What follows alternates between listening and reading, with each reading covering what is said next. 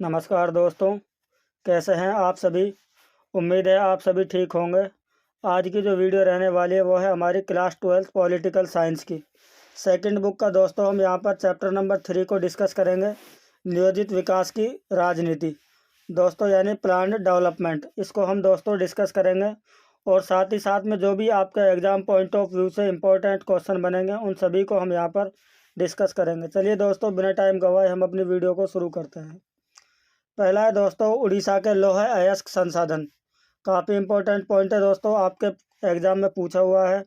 भारत का जो उड़ीसा राज्य है वो लौह अयस्क संसाधनों से भरपूर एक राज्य है। जो उड़ीसा है दोस्तों वो लौह अयस्क के एक पूर्ण तरह भरपूर राज्य है और यहाँ लौह अयस्क का एक विशाल भंडार था। जब इस्पात की मांग बढ़ी तो निवेश के आधार पर उड़ीसा एक महत्वपूर्ण राज्य बनकर उभरा था। जब लोहा इस्पात की मांग बढ़ी थी तो तब निवेश के आधार पर जो उड़ीसा राज्य है वो एक महत्वपूर्ण राज्य, यानी कह सकते हैं हम एक महत्वपूर्ण राज्य के रूप में उभर कर आया था। उड़ीसा की सरकार ने लोहा इस्पात की मांग को पूरा करना चाहा।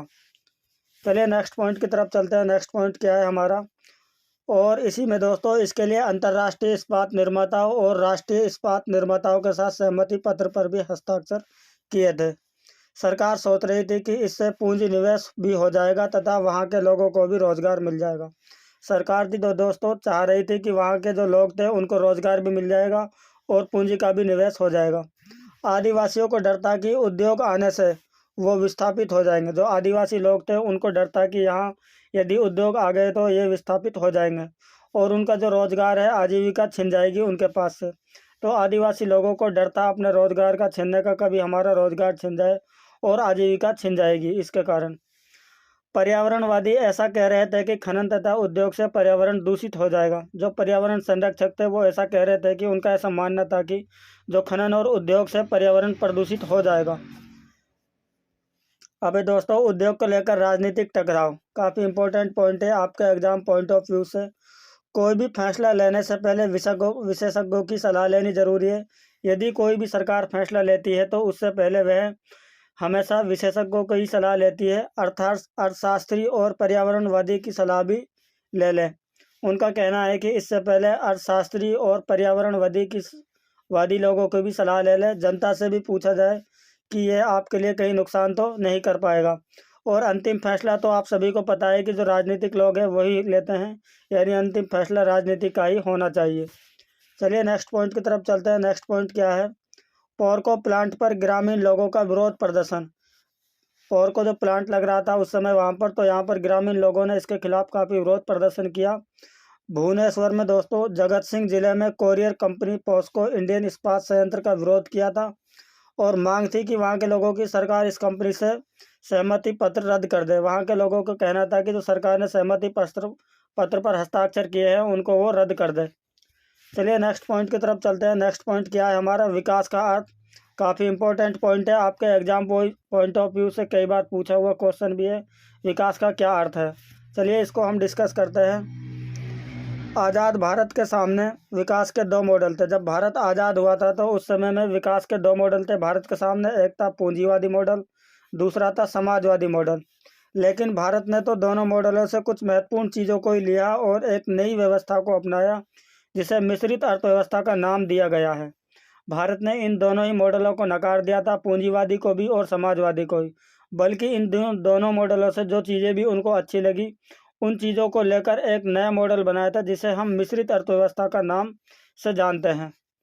चलिए नेक्स्ट पॉइंट की तरफ चलते हैं। नेक्स्ट पॉइंट क्या है हमारा, अबे दोस्तों योजना आयोग और नीति आयोग। योजना आयोग का जो गठन हुआ था वो 1950 में हुआ था और जबकि नीति आयोग का जो गठन हुआ है वो 2015 में ये बना है। योजना आयोग पंचवर्षीय योजनाएं बनाता था। जो ये योजना आयोग था ये मुख्य रूप से पंचवर्षीय योजना बनाता था और इसके अध्यक्ष जो होते थे वो देश के प्रधानमंत्री होते थे। मंत्रिमंडल की मंजूरी के बाद इसकी सिफारिशें लागू होती थी। अब नीति आयोग 2014 में इसे भंग कर दिया गया था। तब नरेंद्र मोदी की सरकार आई थी 2014 में, तो उसने इसे भंग कर दिया गया था। इसकी जगह नीति आयोग की स्थापना कर दी गई थी। योजना आयोग का ही नाम बदलकर नीति आयोग रखा गया था। इसके अध्यक्ष प्रधानमंत्री होते हैं और नीति आयोग का जो पूरा नाम है वो है national institution of transforming India. आपसे फुल फॉर्म भी पूछा जा सकता है इसकी नीति आयोग की। तो इसकी जो फुल फॉर्म है वो है national institution for transforming India. चलिए नेक्स्ट पॉइंट की तरफ चलते हैं। इसी में थोड़ा हम इसको विस्तार से समझने की कोशिश करते हैं। नीति आयोग को स्वतंत्रता के बाद भारत के नियोजित विकास के लिए समाजवादी प्रतिमान पर आधारित योजना आयोग की स्थापना की गई थी, परंतु वैश्वीकरण के युग में तथा विशेष रूप से 21वीं शताब्दी में विकास की दबावपूर्ण चुनौतियों का सामना करने में यह निष्प्रभावी तथा अप्रासंगिक होता जा रहा था। अंततः 15 अगस्त 2014 को अपने स्वतंत्रता दिवस के भाषण में प्रधानमंत्री नरेंद्र मोदी ने योजना आयोग को समाप्त किए जाने की बात की थी। 15 अगस्त का दिन था और 2014 दोस्तों प्रधानमंत्री ने घोषणा की कि इस नीति आयोग को ख़त्म करके योजना आयोग बनाया जाए और केंद्र सरकार को व केंद्र राज्य स्तर की नीतियों के निर्माण में आवश्यक तकनीक परामर्श देने के उद्देश्य से 1 जनवरी 2015 का योजना आयोग के स्थान पर नीति आयोग का गठन किया गया था। अब ये योजना आयोग का आपका जो ये पेपर में क्वेश्चन नहीं आता है, बल्कि नीति आयोग से रिलेटेड आपके एग्जाम में पॉइंट देखने को मिल सकता है। चलिए नेक्स्ट पॉइंट की तरफ चलते हैं। नेक्स्ट पॉइंट क्या है हमारा, बॉम्बे प्लान। काफ़ी इंपॉर्टेंट क्वेश्चन है दोस्तों। बॉम्बे प्लान 2 मार्क्स में आपसे पूछा जाता है ये क्वेश्चन, कई बार रिपीटेड क्वेश्चन भी है। बॉम्बे प्लान से आप क्या समझते हैं, इस प्रकार इस क्वेश्चन को पूछ लिया जाता है। सन 1944 में उद्योगपतियों के एक समूह इकट्ठा हुआ था। इस समूह ने देश में नियोजित अर्थव्यवस्था चलाने का प्रस्ताव रखा था और इसे ही हम बॉम्बे प्लान के नाम से जानते हैं। क्या हुआ था कि 1944 में कुछ उद्योगपति थे, उनका समूह था, वो इकट्ठा हुआ और इस समूह ने देश में नियोजित अर्थव्यवस्था चलाने का एक अपना प्रस्ताव रखा था। इसी को हम बॉम्बे प्लान के नाम से जानते हैं। इसका जो उद्देश्य था वो था सरकार औद्योगिक और अन्य आर्थिक निवेश के क्षेत्र में बड़े कदम उठाए। चलिए नेक्स्ट पॉइंट की तरफ चलते हैं। नेक्स्ट पॉइंट क्या है, पंचवर्षीय योजना। काफ़ी इंपॉर्टेंट पॉइंट है दोस्तों आपके एग्जाम पॉइंट ऑफ व्यू से। क्या है ये पंचवर्षीय योजना, सरकार एक दस्तावेज तैयार करेगी और जिसमें अगले 5 वर्ष की आमदनी और खर्च की योजना होगी। पंचवर्षीय योजना में सरकार जो वो एक अगले 5 वर्ष की योजनाएं बनाती है, उस योजना में आमदनी और खर्च की योजनाएं बनाई जाती हैं। केंद्र सरकार और राज्य सरकार के बजटों को 2 हिस्सों में बांटा जाएगा। इसे ही पंचवर्षीय योजना कहा जाता है। ये जो पंचवर्षीय योजना है ये सोवियत संघ से लिया गया है। चलिए अब नेक्स्ट पॉइंट की तरफ चलते हैं। नेक्स्ट पॉइंट क्या है हमारा, अब इसको समझने की कोशिश करते हैं दोस्तों। डायग्राम के थ्रू बजट है जो वो एक योजना व्यय है और एक गैर योजना व्यय है। यह सालाना आधार पर प्रतिदिन का खर्च होता है। कई तरह की ये प्राथमिकताओं पर खर्च किया जाता है। काफ़ी इंपॉर्टेंट पॉइंट है दोस्तों ये भी। चलिए नेक्स्ट पॉइंट की तरफ चलते हैं। नेक्स्ट पॉइंट क्या है हमारा, अब है पहली पंचवर्षीय योजना और दूसरी पंचवर्षीय योजना। इंपॉर्टेंट पॉइंट है दोस्तों, कई बार पूछ लिया जाता है प्रथम पंचवर्षीय योजना से आप क्या समझते हैं या दूसरी पंचवर्षीय योजना से आप क्या समझते हैं। पहली पंचवर्षीय योजना का जो गठन हुआ था वो 1951 से 1956 तक लागू की गई थी और इसका जो मुख्य उद्देश्य था वो था कृषि के ऊपर काम करना। इसके जो नेता थे वो थे यानी अध्यक्ष थे तो वो थे KN राज। गरीबी से निकालना इसका मुख्य उद्देश्य था। धीमी चाल से विकास करना इसका मुख्य उद्देश्य था। बांध और सिंचाई पर इसका काम करना था। भाखड़ा नांगल परियोजना और भूमि सुधार पर इस जोर देना इसका मुख्य कार्य था। अब दूसरी पंचवर्षीय योजना का मुख्य उद्देश्य क्या था दोस्तों, ये 1956 से 1961 तक चली थी। इसका जो मुख्य उद्देश्य था वो उद्योग के ऊपर था और इसके अध्यक्ष थे जो होते PC महालनोबिस। औद्योगिकरण, भारी उद्योग, तेज गति से विकास करना इसका मुख्य उद्देश्य था। देशी उद्योगों को संरक्षण और आयात पर भारी शुल्क, बिजली, रेलवे, इस्पात और संचार पर जोर देना इसका मुख्य उद्देश्य था। अब है दोस्तों पूंजीवादी मॉडल और समाजवादी मॉडल। काफ़ी इंपॉर्टेंट पॉइंट बनता है आपके एग्जाम पॉइंट ऑफ व्यू से। काफ़ी इंपॉर्टेंट क्वेश्चन बनता है यहाँ से। पूंजीवादी मॉडल से आप क्या समझते हैं या समाजवादी मॉडल से क्या समझते हैं। एक तो दोस्तों आपके एग्जाम में हर हाल में पूछा जाएगा यदि आप 2024 में एग्ज़ाम देने जा रहे हैं तो। पूंजीवादी मॉडल यह है अमेरिका ने अपनाया था। पूंजीवादी मॉडल निजीकरण को ज़्यादा महत्व दिया गया है। पूंजीवादी मॉडल में प्रतिस्पर्धा पर जोर दिया गया है। काफ़ी मजदूरों का जो शोषण है दोस्तों उसको ख़त्म करना इसका मुख्य उद्देश्य था। बाजार मूलक अर्थव्यवस्था, अधिक से अधिक व्यापार पर ध्यान देना पूंजीवादी मॉडल का मुख्य उद्देश्य था। अब है दोस्तों समाजवादी मॉडल। समाजवादी मॉडल से क्या तात्पर्य है, सोवियत संघ ने इसे अपनाया था। पूंजीवादी मॉडल को अमेरिका ने अपनाया था तो वहीं समाजवादी मॉडल को सोवियत संघ ने अपनाया था। इसमें जो इसका मुख्य उद्देश्य था वो था निजी स्वामित्व का विरोध किया था। समाजवादी मॉडल ने समानता पर काफ़ी बल दिया था। राज्य का स्वामित्व था और राज्य नीति बनता है और नेहरू जी समाजवाद के समर्थक भी थे। तो पंडित जवाहरलाल नेहरू थे दोस्तों, वो इस समाजवादी मॉडल के समर्थक थे। अब है केरल मॉडल, काफ़ी इंपॉर्टेंट क्वेश्चन है ये भी। केरल मॉडल, केरल में विकास और नियोजन के लिए जो मॉडल अपनाया गया था उसे ही केरल मॉडल कहा गया है। केरल के विकास और नियोजन के लिए एक विशेष मॉडल अपनाया गया था, उसे ही हम केरल मॉडल कहते हैं। इस मॉडल में शिक्षा, स्वास्थ्य, भूमि सुधार, कारगर, खाद्य वितरण और गरीबी उन्मूलन, यह 100% साक्षरता है दोस्तों। केरल मॉडल आप देखते हैं कि आज केरल इतना विकसित हो चुका है कि अन्य भारत के राज्यों से कहीं अधिक और भी विकसित हो चुका है। अब निजी क्षेत्र बनाम सार्वजनिक क्षेत्र। आज़ाद भारत के सामने विकास के दो मॉडल थे, जो मैंने आपके सामने पहले भी डिस्कस कर चुका हूँ इसको मैं। एक था पूंजीवादी मॉडल, एक था समाजवादी मॉडल। इन दोनों मॉडलों को ठुकराकर दोस्तों भारत ने एक मिश्रित अर्थव्यवस्था का मॉडल अपनाया था। क्या है कि कुछ पूंजीवादी मॉडल से जो चीज़ें उसको अच्छी लगी थी और कुछ समाजवादी मॉडल से जो चीज़ें उसको अच्छी लगी थी, उन सभी को इन दोनों में से जोड़कर उन्होंने एक मिश्रित अर्थव्यवस्था वाले मॉडल को अपनाया था। चलिए नेक्स्ट पॉइंट की तरफ चलते हैं। नेक्स्ट पॉइंट क्या है हमारा, इसी में खेती, किसानी, व्यापार और उद्योग का एक बड़ा भाग निजी हाथों में। भारी उद्योग व्यापार का नियमित और कृषि क्षेत्र में हस्तक्षेप राज्यों के हाथों में। इस मिले जुले मॉडल की आलोचना दक्षिणपंथी और वामपंथी दोनों ने की थी। ये जो मिश्रित अर्थव्यवस्था भारत ने अपनाई थी दोस्तों, इसकी जो आलोचना है वो दक्षिणपंथी लोगों और वामपंथी लोगों दोनों ने इसकी आलोचना काफ़ी की थी।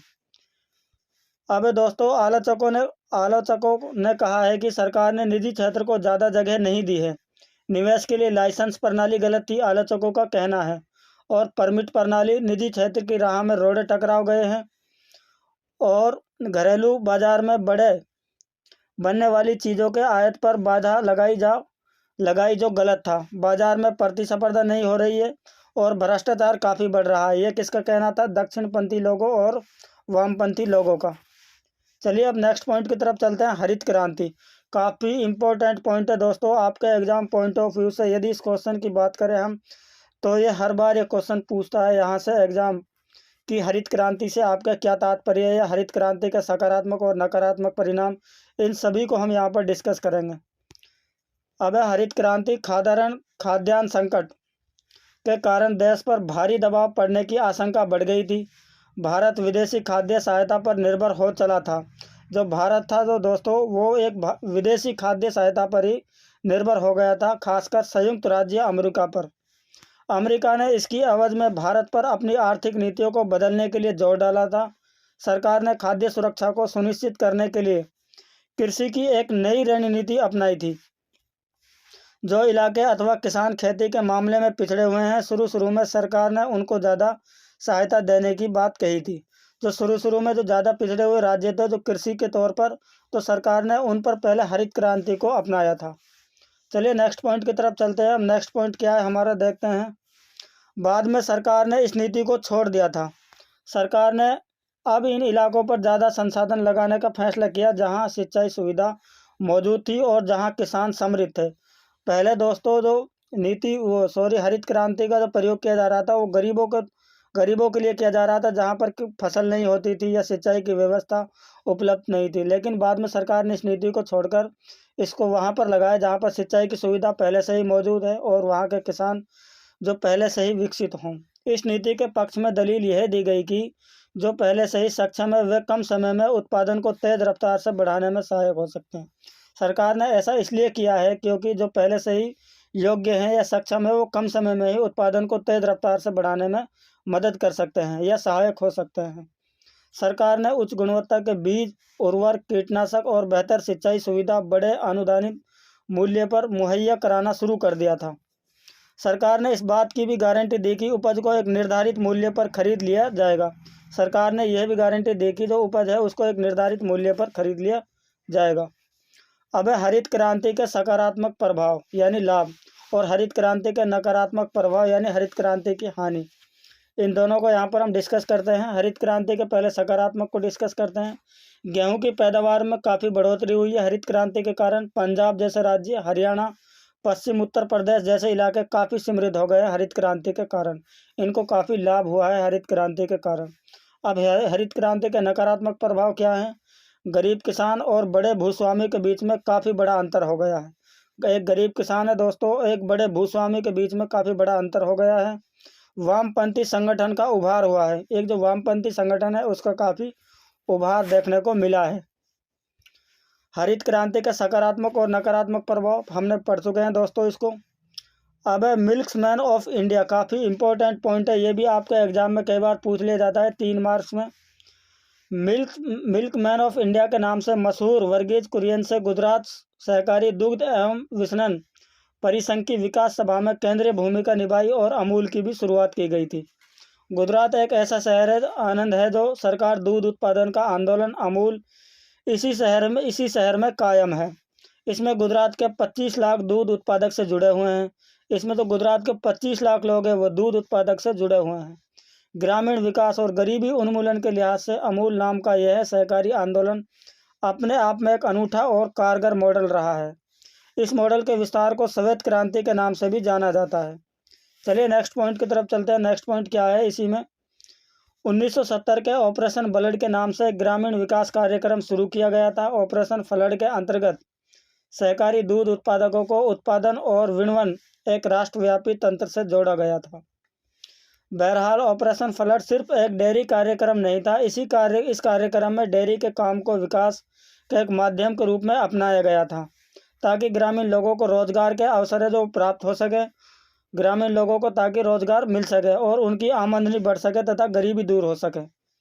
सहकारी दूध उत्पादकों की सदस्य संख्या लगातार बढ़ती ही जा रही थी। सदस्यों में महिलाओं की जो संख्या है वो काफ़ी बड़ी है। महिला सहकारी डेयरी के जमातों में भी काफ़ी इजाफा हुआ है। हमने दोस्तों इस चैप्टर को यहाँ पर कंप्लीट कर लिया है। यदि आप लोगों को वीडियो पसंद आई हो तो वीडियो को लाइक करना न भूलें। हो सके इस वीडियो को अपने दोस्तों में शेयर करें ताकि वो भी अपनी तैयारी को अच्छी से अच्छी कर सके। और यदि आप लोगों ने अभी तक भी चैनल को सब्सक्राइब नहीं किया है तो चैनल को सब्सक्राइब करना ना भूलें ताकि हम आपको ऐसी वीडियो समय समय पर उपलब्ध करवाते रहें।